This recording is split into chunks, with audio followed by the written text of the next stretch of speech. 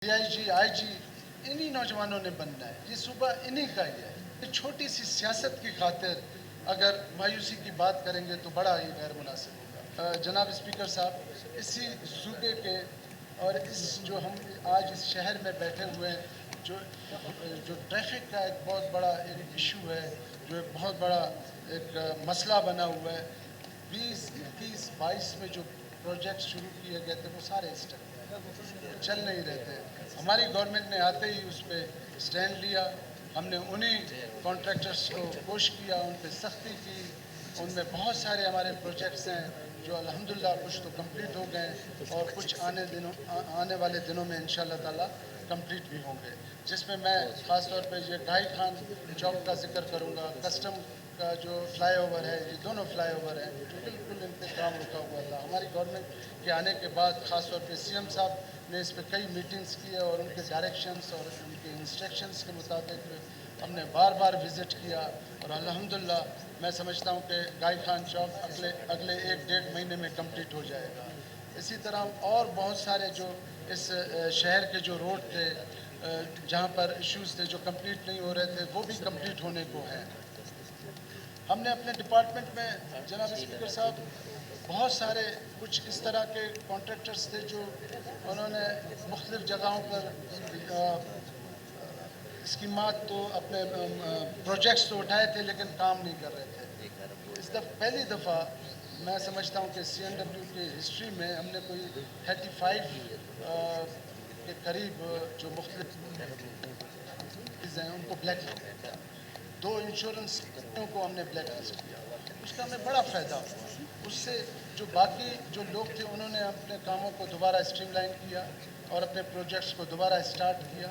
और मैंने जिस तरह कहा कि कोयटा शहर हो या कोयटा शहर से बाहर हमारे जो बहुत सारे प्रोजेक्ट्स थे जो बंद थे, वो इंशाल्लाह ताला अगले 2-4 महीने में हम कंप्लीट करने जा रहे हैं। तो ये सबसे बड़ा एक ज़िम्मेदारी का जो काम था, जो असल हमारा जो फोकस था इन्हीं चीज़ों पर था ताकि लोगों को आसानियाँ हों, लोगों की तकलीफ़ें दूर हों। इस तरह बहुत सारे प्रोजेक्ट्स, ख़ास तौर पे मैं ज़रूर यहाँ पर बताना चाहूँगा, हमारे सारे ज़िम्मेदार दोस्त बैठे हुए हैं। काफ़ी हमारे ऐसे प्रोजेक्ट्स थे जो काम नहीं हो रहे थे, काफ़ी अरसे से बंद थे। उनमें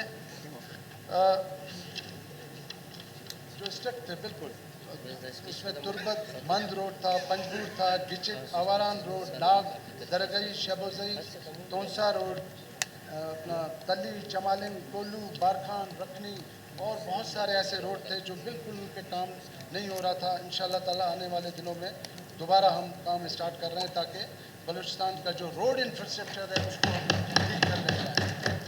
CM साहब अपने वाइंड अप स्पीच में इस पर मज़ीद रोशनी डालेंगे। मैं ज़रूर अपने इस ऐवान को और बलूचिस्तान के अपने जो अवाम हैं, अपने दोस्तों, उनको ज़रूर ये बताना चाहूँगा कि किसी भी सूबे की तरक्की में रोड इंफ्रास्ट्रक्चर का एक बहुत बड़ा रोल होता है। इस बजट में जो इतने बड़े बिलियंस आप देख रहे हैं कम्युनिकेशन में, तो ये मुख्तलिफ MPs के अपने स्कीमात हैं, उनके हल्कों के स्कीमात हैं, उनके हल्कों की रिक्वायरमेंट के मुताबिक उनके जो स्कीमात हैं, जो हमारे मेन में से उन पर काम नहीं हो रहा। और हमने देखा कि बाकी सूबे, चाहे वो पंजाब हो, चाहे वो सिंध हो, चाहे वो KP हो, उन्होंने हमेशा लोन लिए, एशियन बैंक से लोन लिए और लोन लेकर उन्होंने अपने प्रोजेक्ट्स को स्टार्ट किया और अपने इंफ्रास्ट्रक्चर को ठीक किया।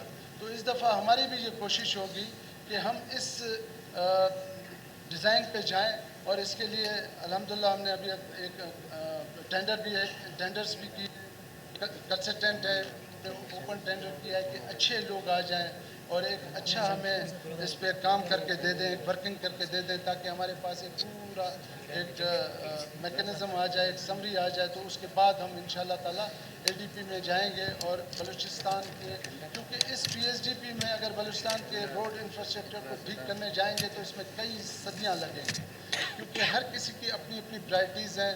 जो पैसे की हमारे महदूद वसाइल हैं, उस हवाले से अगर देखा जाए तो इसको ठीक होने में बड़ा टाइम लगेगा। लेकिन हम इस डिज़ाइन की तरफ जाकर इंशाअल्लाह ताला बलूचिस्तान को दूसरे सूबों के बराबर लाने की कोशिश करेंगे ताकि यहाँ पर एक बिज़नेस का, लोगों के फ्रूट्स का, लोगों के बहुत सारी चीज़ों का दारोमदार इन्हीं रोडों पर है।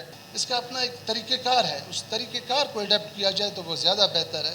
बलूचिस्तान को बार बार इस तरह की बात करके लोगों के जहनों में ये डाला जा रहा है कि खुदा न खास्ता पता नहीं क्या बलूचिस्तान में कोई हशर नशर बना हुआ है। इस तरह नहीं है, ऐसा नहीं है, ऐसा बिल्कुल नहीं है।